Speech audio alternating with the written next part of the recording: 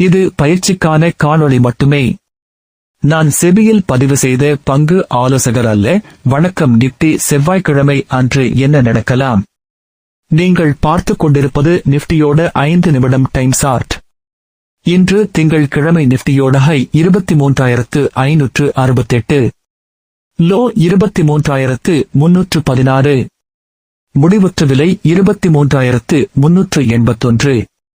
இந்த 23,400 என்ற புள்ளியில் இருந்து குறைந்தபட்ச தடை 23,545, அதிகபட்ச தடை 23,608.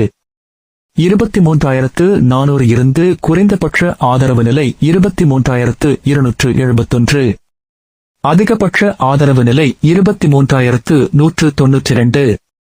சந்தை ஆரம்ப புள்ளியில் இருந்து வர்த்தகத்தை சிறப்பாக செய்து கொள்ளுங்கள்.